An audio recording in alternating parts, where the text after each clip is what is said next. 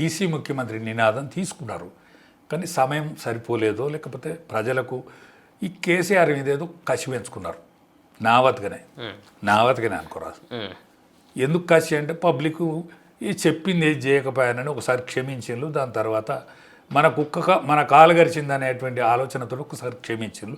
రెండోసారి దాన్ని చంపారేసి బీజేపీని కోటెత్తే ఈ బీసీ ముఖ్యమంత్రి అంటాడు మంచిగానే ఉన్నది, కానీ మీరు కోటెత్తే అందుకుంటాడో అందుకోడని దాన్ని కథం చేసి మారే దాన్ని ఇడిచిపెట్టి కాంగ్రెస్ పార్టీని ఎన్నుకున్నాడు.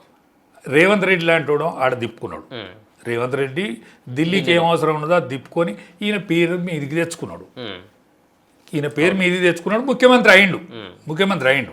కానీ 14 ఏళ్ళు ఉద్యమం, 10 ఏళ్ళ పరిపాలన, 24 ఏళ్ళు కేసీఆర్తో ఇష్టం ఉన్నా ఇష్టం లేకున్నా ఉన్నారు.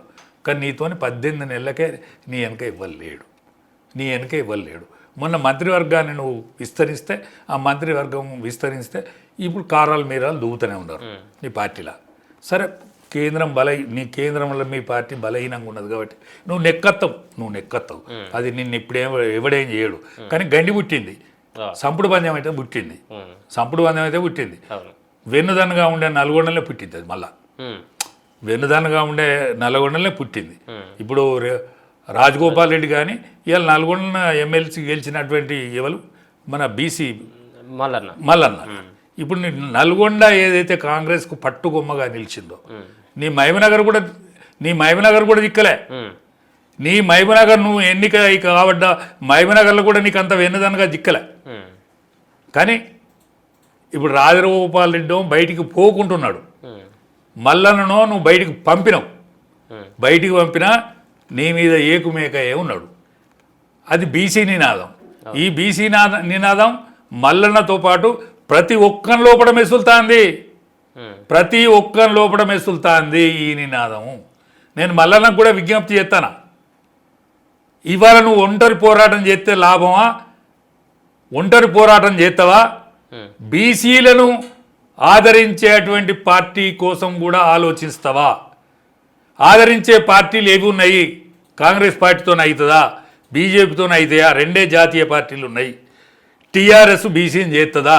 ఇదివరకే దళితుని చేస్తానని దోకా చేసిన పార్టీ మన దగ్గర కనిపించేటైతే 3 అంటే ఉన్న పార్టీలతో ఉంటే పోవాల్సిన అవసరం ఏముంది? బీసీల కోసం ఒక పార్టీ పుట్టుకురావచ్చు కదా.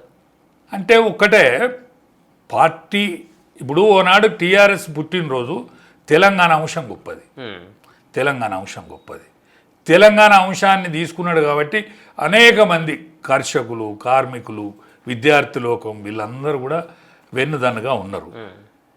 మరి మళ్ళా తెలికల్లోడు అన్నీ ఆలోచించుకోవాలని నేను అంటాను. నేను ఆయనకంటే వయసులో పెద్దోని కావచ్చు, కానీ ఆయనంత కెపాసిటీగా నేను ఆలోచిస్తలేనన్నది నాకు తెలియదు కదా. నాకు తెలియదు కదా. ఎందుకంటే ఒక దరి పట్టుకుంటే ఇంకా సక్సెస్ రేట్ ఎక్కువ వస్తుందేమో అని నా ఆశ. ఇప్పుడు ఒంటరి పోరాటం చేసిన దానికంటే ఒక సక్సెస్ రేట్ కోసం ప్రయత్నం చేస్తే మంచిది. నువ్వు కావాలా ముఖ్యమంత్రి, లేకపోతే బీసీ కావాలా? ఆలోచించు. నువ్వు బీసీ అయితే ఎవరైనా ప్రథమంగా వాడు కావాలని కోరుకోవాలి. వాడు కానప్పుడు వాడిని శత్రువు కావద్దని ఆలోచించాలి. వాడు కానప్పుడు వాని శత్రువు కావద్దని ఆలోచించాలి. ఎవడైనా ఆలోచిస్తాడు, ఏ నాయకుడైనా ఆలోచిస్తాడు. వాడు కావాలి. వాడు కానప్పుడు వాని శత్రువు కావద్దు. వాడు మిత్రుడు అయితే మంచిది, వాని మిత్రుడైతే మంచిది. లేకుంటే వాని ఆలోచన విధానానికి తగ్గట్టుగా ఏ పార్టీ అని ఉన్నదా అది ఆలోచించు అని నేను మళ్ళీ కూడా నేను మీ ద్వారా విజ్ఞప్తి చేస్తాను. మీ పార్టీ నుంచి వచ్చిండు కదా బయటికి. నేనేమంటానంటే మా పార్టీలో ఎన్నాళ్ళు ఉన్నాడా ఏం కథ నాకు తెలియదు. ప్రైమరీగా నాకు జర్నలిస్ట్గానే పరిచయం, కానీ నేను మా పార్టీలో పూర్తి ఫుల్ ఫ్లెడ్జ్గా నన్ను పార్టీ ఇంకా ఆలింగనం చేసుకోలే.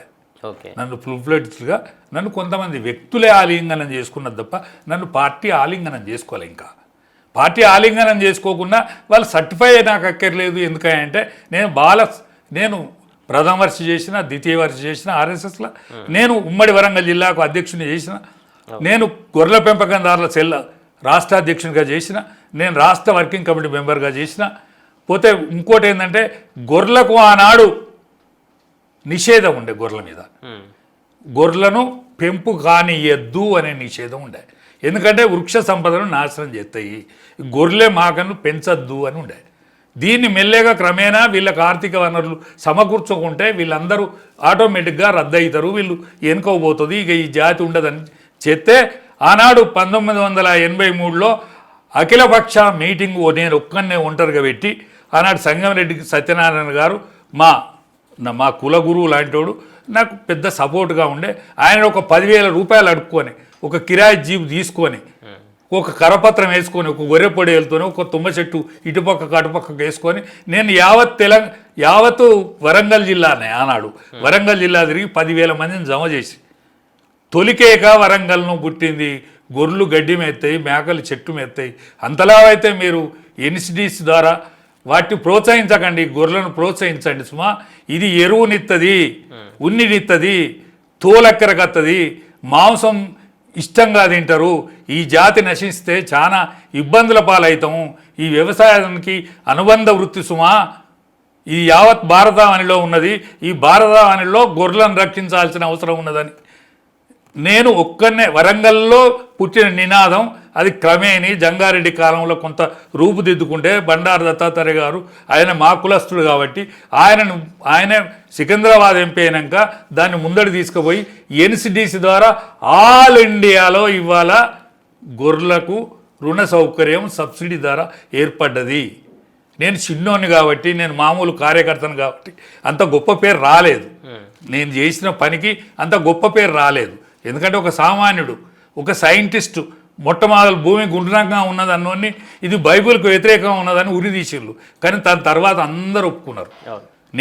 నేను పెట్టిన పొలికేక వరంగల్లో పెట్టిన పొలికేక యావత్ భారతానికి ఇవాళ తేదీప్యమానంగా గొర్రెల జాతిని ఉద్ధరిస్తుంది. కానీ నేను సామాన్యుడు కాబట్టి నాకు అంత ప్రాచుర్యం లభించలే. కాబట్టి ఇటువంటి ప్రయత్నాలు కూడా నేను చేసిన కాబట్టి నన్ను ఆలింగనం చేసుకోకున్నా, నన్ను హక్కున చేర్చుకోకున్నా, నేను అద్వాని గారు ఆల్ ఇండియా అధ్యక్షుడు అనుకున్న ఉమ్మడి వరంగల్ జిల్లాగా జనాదేశ యాత్రలో రామరథయాత్రలో చురుగ్గా పాల్గొన్నటువంటి కార్యకర్తను కాబట్టి నాకు ఎవ్వల ఆభరణం దొరకడంలో నాకు కంకణం కట్టడంలో అక్కర్లేదు. నాకు అమిత్ షా గారు దండేసి నా మీద కండవ కప్పి నన్ను ఆహ్వానించిండు కాబట్టి ఇప్పుడు మా దాంట్లో అతి ముఖ్యమైన నాయకుడు కాబట్టి నేను బీజేపీగా మనగలిగేటువంటి పరిస్థితి ఉన్నది. ఆయన పోరాట పటిమను ఏ విధంగా చూసుకోవచ్చు? తిరుమల మల్లన్న గారు మాట్లాడేటువంటి మాటలు కావచ్చు, మరొక పక్కన బీసీల కోసం చేస్తున్నటువంటి ఆ పోరాటం కానీ, సో దాన్ని ఒక బీసీగా మీరు ఎట్లా దాన్ని స్వీకరిస్తారు? ఇప్పుడు నేను గొర్రెలకు ఎట్లయితే పొలికేక పెట్టినో ఆయన కూడా పొలికేక పెడతాడు. నేను గొర్రెలకు ఎట్లయితే పొలికేక పెట్టినో ఆయన కూడా పొలికేక పెడతాడు. ఆయన ప్రజాప్రతినిధి కూడా, ఎమ్మెల్సీ కూడా. కాబట్టి ఆయన కొంత ప్రాధాన్యత ఉండే మాట వాస్తవం. కానీ ఆయన ఆలోచించి ఈ బీసీ లోకానికి ఏదో ఒక్కరికంటే దాన్ని అందరినీ ఇంకా ఆలోచించి, ఇంకా బీసీ మేధావులు కూడా ఉన్నారు కదా, దానికోసం పోరాటం చేసేటోళ్ళు ఉన్నారు కదా, వాళ్ళ ఆలోచన మేరకు, ఇంకా పార్టీల ఆలోచన మేరకు, ఇంకా ఆయన అన్ని పార్టీలలో కూడా సన్నిహితులు ఉన్నారు ఆయనకు. వాళ్ళందరితో కూడా సంప్రదించి ఒక వేదిక నిర్మాణం చేసినా లేకపోతే ఇంకో పార్టీ పెట్టినా ఏది పెట్టినా కూడా అది కరెక్ట్గానే సక్సెస్ అయ్యే రేట్లో పెట్టాలి సుమా.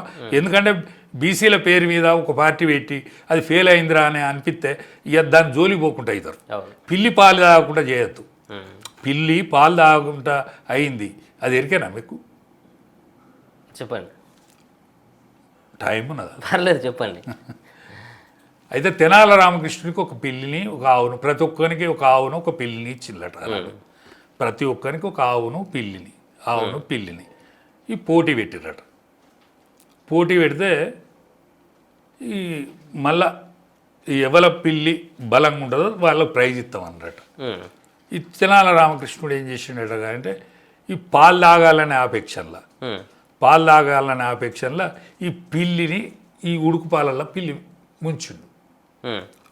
ఉడుకు పాలల్లో పిల్లిని ఇట్లా మూతి ముస్తే దాని మూతి కాలి ఇక పాలను చూస్తే ఉరుకుడు పెట్టింది. ఇప్పుడు చెత్తో చేమో ఇవన్నీ ఏలుకొనో బీలుకొనో పట్టుకొని బతికింది తప్ప పాలదోలి పోలే. మళ్ళీ ఒకసారి రాజు పిలిచి పరీక్ష పెట్టాడు. ఈ తెనాల రామకృష్ణుడి ఈ పిల్లి బక్క ఉన్నది. ఏందా నీ పిల్లి బక్క ఉన్నదంటే మరి నా పాలనే పోతానా, కానీ నేను అది పాలు దేయంగానే ఉరుకుతుంది. అందరు అరే పరీక్ష పెట్టులే ఈయన ఇదంతా ఏదో కమాల్ చేస్తాడు సుమా ఒక పరీక్ష పెట్టులు అంటే అందరు పాలు ఇస్తే మొత్తం పిల్లులు వచ్చి పాలు తాగుతాను ఎవరి పిల్లి వాళ్ళ పాలు తాగుతారు ఈయన పట్టుకొచ్చాడు పిల్లి ఈయన పాలు పట్టుకొచ్చాడు ఈయన పిల్లి ఉరుకుతాను అరే నిజమే అనుకున్నాడు అందుకనే మల్లన్న యోచించి చేయాలన్న నా అభిప్రాయం సో ఇప్పుడు బీసీ నినాదం అంతా జనాల్లో కనబడతా ఉందా బ్రహ్మాండంగా ఉన్నది మామూలుగా లేదు అవునా మీ తరం ఆ నినాదం అనుకున్నా మా తరంతో ఏమైందే మా తరంతో ఉండే మా తరంకు ఉండే కానీ ఏం కాలే నాతోటి ఏం కాలే ఒక సంగారెడ్డి సత్యనారాయణ నేను బీసీ ఓ మంత్రిగా మంత్రిని కూడా ముట్టుకోవచ్చు అని ఎన్టీ రామారావు ఒరవడిలో అనేక మంది బీసీ లైన్లు ఎన్టీ రామారావు ఒరవడి ఉండే చూడు అప్పుడు అనేక మంది బీసీ లైన్లు బీసీ నాయకత్వం ఎదిగింది ఆనాడు బీసీల మంత్రులైన్లు యనమల రామకృష్ణుడు ఆనాడు ఆర్థిక మంత్రి 83లో ఆర్థిక మంత్రి సంగంరెడ్డి సత్యనారాయణ రవాణా శాఖ మంత్రి యాదవులల్లే ఆనాడు యాదవులల్లే బీసీలల్లా ఇవాళ దాని తర్వాత మళ్ళోసారి మన ఎవరు గౌడ్ సాబ్ మన హైదరాబాద్లో లేడే దేవేంద్ర గౌడ్ లాంటి ఎంత వెనకెక్కిండు ఎంత దూరం రాజకీయాలలో వెలుగొందిండు అనేక మంది ఇప్పుడు ఆ పరిస్థితి కనబడతా ఉందా అటువంటి చైతన్యం వచ్చింది ఇప్పుడు వచ్చింది ఇప్పుడు స్థానిక సంస్థల ఎన్నికల్లో ఆ ప్రభావం కనబడుతుంది అంటారా ఇప్పుడు 50% మనం ఎప్పుడో గెలుతాం 50% కంటే బీసీలు ఎప్పుడో ముందంజలున్నారు ఇప్పుడు వీళ్ళు బీసీ రిజర్వేషన్ 42% చేసుడు అన్యాయమే ఎందుకంటే జనాభా మనం ఎక్కువ ఉన్నాం వాళ్ళు తక్కువ ఉన్నారంటారు రెడ్లు పెరిగినట్టు చూపెడతాను బీసీలు తగ్గినట్టు చూపెడతాను ముగ్గురు గాంధీ అవొప్పుకోదు అత్తొప్పుకోదు లొల్లి అవుతుంది ఇంట్లో ముగ్గురు గాంధీ ఆపరేషన్ చేయించుకుంటామంటే కనీసం ముగ్గురు గాంధీ లొల్లి అవుతుంది ఇంట్లో అది రెడ్లిళ్ళలో లొల్లి అవుతుందా ఎలువలిళ్ళలో లొల్లి అవుతుందా అరే భ్రూణ హత్యలు వాళ్ళ ఇళ్ళలో జరుగుతాయి ఆడపిల్ల దొరకలేదు వాళ్ళ ఇళ్ళలో అవును ఆడపిల్ల దొరకలేదు రెడ్డల ఇళ్ళలో కోట్లలో దొరకలేదు ఆడపిల్ల ఆడపిల్ల కావాలంటే దొరకలేదు వాళ్ళు వేరే క్యాస్ట్ పోయి పెళ్లి చేసుకుంటారు అరే వాళ్ళ ఇళ్ళలో పోయి మన పిల్లెటలు ఎగులుతుందని వీళ్ళు భయపడతాను అచ్చా కోటిళ్ళకి ఇస్తాను ఎందుకంటే వాళ్ళు మెత్తడోళ్ళు కాబట్టి కోటిళ్ళకి ఇస్తాను అలా శాకాహారి ఎట్లా ఆడ మాంసాహారమే అని వాళ్ళు భయపడతాను వాళ్ళకో ఇబ్బంది ఉన్నది ఇవన్నీ అప్పర్ కాస్ట్లా ఉన్నాయి ఆపరేషన్లు కానీ మరి బీసీల జనాభా తక్కువ చూపెడతాను 50% మనం ఎప్పుడో గెలుస్తాను ఆ గౌన్లో అయిన సర్పంచ్ అవుతాడు చాలా అయిన సర్పంచ్ అవుతాడు తెలికల్లుడు అయితే గొల్ల అయిన సర్పంచ్ అవుతాడు గౌన్లో అయితే పొట్టు గెలుతాను వాళ్ళే సర్పంచులు వీళ్ళు రిజర్వేషన్ ఏదో ఇచ్చి ఉద్ధరించి అది కాదు ఇప్పుడు కేంద్రంలో కూడా ఈయనే బీసీ గణన చేసిన అంటాడు కదా ఈయన ఆదర్శంగానే తీసుకొని చేస్తానంటాడు కదా మరి 75 సంవత్సరాల స్వాతంత్రంలో ఒక్కసారి బీసీని ప్రధానమంత్రిని చేస్తే ఏమైంది మరి కాంగ్రెస్ పార్టీ 75 సంవత్సరాల స్వాతంత్రం కదా ఈ స్వాతంత్రంలో అధిక భాగం పరిపాలించింది కాంగ్రెస్ పార్టీ కదా ఒక్కసారి బీసీని చేస్తే ఏమైంది ఓడిపోయినప్పుడు ఖర్గే గారిని తీసుకొచ్చి మేము ఎస్సీని మా పార్టీకి అధ్యక్షుని చేసినంటావు ఓడిపోయిన వంతుకు ఆయన పాలు పెడతావు గెలిచిన కారణం నీ పాలు తీసుకుంటావు రాహుల్ గాంధీ ఆయన రాహుల్ గాంధీ ఆయన పాలకు తీసుకుంటాడు సోనియా గాంధీ ఆమె పాలకు తీసుకుంటుంది మన్మోహన్ సింగ్ను ప్రధానమంత్రి చేసినలే ప్రధానమంత్రి చేస్తే ముఖ్య భూమిక ఎవరు పోషించిళ్ళు చైర్పర్సన్ ఎవరు దానికి చైర్పర్సన్ సోనియమ్మయా విదేశాంగం నుంచి మన ప్రతినిధులు లేకపోతే మన ప్రధానమంత్రులు విదేశాల ప్రధానమంత్రులు ప్రెసిడెంట్స్ వస్తే ఆమెను కలిసే వెసులుబాటు చేసుకున్నాడు ఈయన పిలుకున్న వాళ్ళకి కూర్చోవాలి నోరు కదపకుండా రబ్బర్ స్టాంప్ అరే ఈ అన్ని అరాచకాలు మీరు చేయలేదా మళ్ళీ నీతి వాక్యాలు పలుకుడు మీదికెళ్ళి